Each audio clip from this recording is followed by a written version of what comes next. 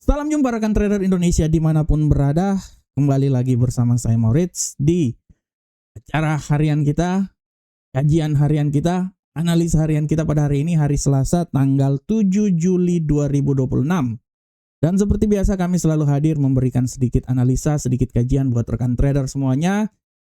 Kami berharap semoga apa yang kami berikan ini bermanfaat untuk rekan trader semuanya. Oke trader, tanpa buang waktu kita langsung masuk aja di segmen pertama. Seperti biasa, kita akan mencoba melihat apa yang terjadi pada pergerakan pasar hari kemarin. Di hari kemarin kita lihat rekan trader bagaimana pasar bergejolak sangat luar biasa. Indeks dolar Amerika sempat naik menuju level 101.122. Tapi kemudian di penghujung pasar dia kembali tertekan dan turun menembus level 100.812. Hari ini dia sempat mencoba naik lagi. Apakah hari ini dia akan kembali lagi menembus level 101? Kita akan lihat bersama-sama. Sedangkan untuk Euro USD, rekan trader bisa lihat Euro USD hari kemarin walaupun sempat turun menembus level 1.14073, di penghujung perdagangan kembali naik dan kembali menembus level 1.1444. Untuk pound sterling sama juga rekan trader, seharian bergerak sangat datar, tapi di penghujung perdagangan mengalami penguatan dan menembus level 1.33962.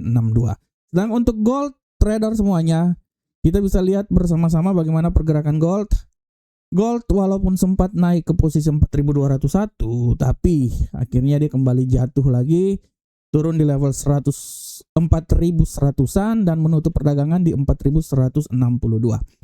Sedangkan untuk USD Yen Jepang kemarin merupakan hari yang sangat luar biasa, terbang tinggi hingga menembus level 162.400 walaupun akhirnya menutup perdagangan di level 162.028.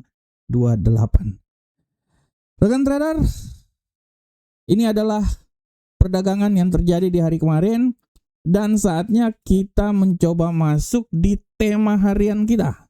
Untuk tema harian kita hari ini, rekan trader bisa lihat bahwa tema yang coba kami angkat pada kesempatan kali ini adalah tentang kekhawatiran inflasi, pemicu pelemahan emas. Nah, rekan trader, emas dalam 2 hari berturut-turut ini mengalami pelemahan yang sangat signifikan. Kalau trader lihat di platform, bagaimana selama 2 hari emas ini dia turun dari level 4.200, ya, sempat naik 4.200 di hari kemarin, hari Senin kemarin, dan dia turun hingga saat ini di sekitaran 4.116. Secara garis besar emas bereaksi sangat luar biasa. Reaksi pertama yang terjadi adalah bagaimana menyikapi hasil dari data non-farm payroll, di mana penambahan lapangan kerja hanya sebesar 57.000.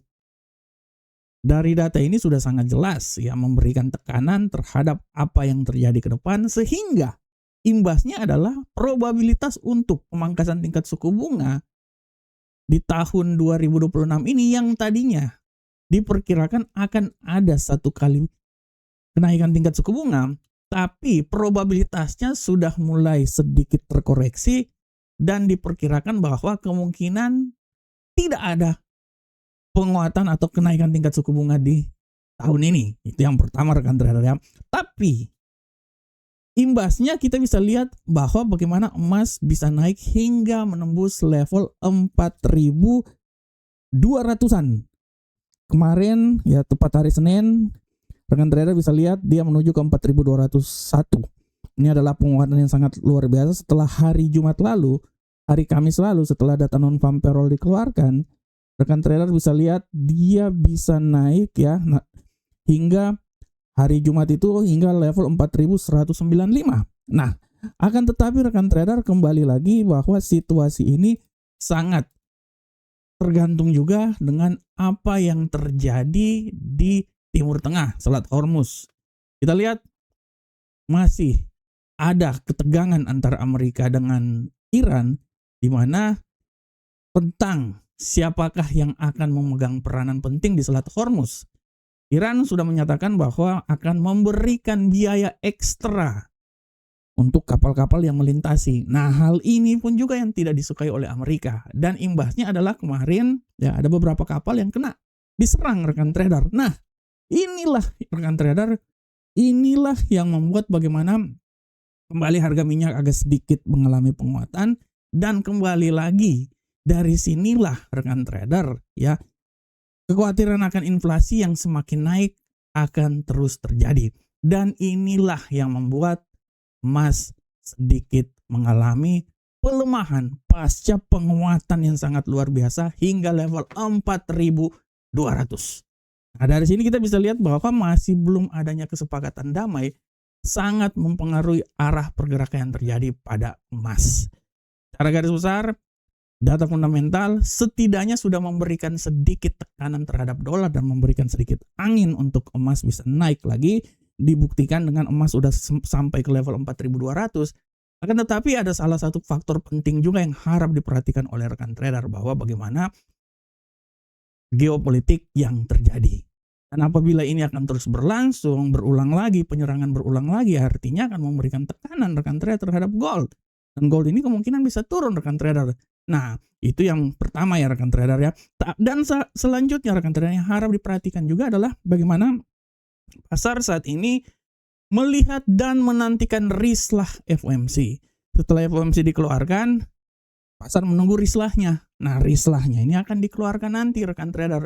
Nah, rislahnya ini akan melihat koreksi dari data data FOMC yang dikeluarkan sebelumnya.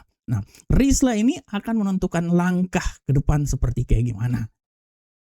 Kamis dini hari akan menjadi hari yang sangat luar biasa, di mana pasar akan menunggu rislah tersebut. Dan apapun kebijakan, apapun perkataan yang akan dikeluarkan oleh Ketua The Fed, Kevin Warsh, akan menjadi patokan ke depan. Apakah hawkish akan terus terjadi atau bisa saja terjadi perubahan kebijakan. Nah, apabila hawkish akan terus terjadi, artinya peluang emas akan tertekan. Tapi kalau akan terjadi perubahan kebijakan, minimal akan memberikan peluang untuk emas naik sedikit lebih tinggi lagi.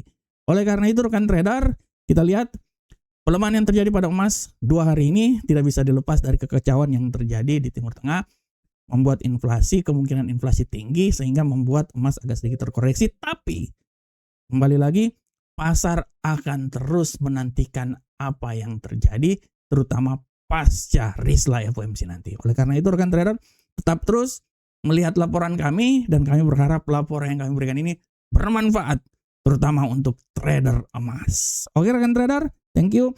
Kita langsung masuk aja di teknikal kita. Untuk teknikal rekan trader, kita lihat, kita akan mulai langsung dari indeks dolar Amerika.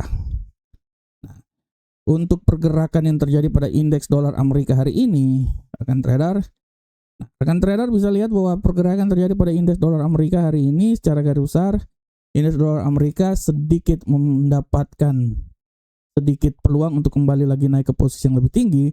Estimasi saya menyatakan bahwa kemungkinan besar dia ini masih bisa naik hingga level tertinggi di 101.012.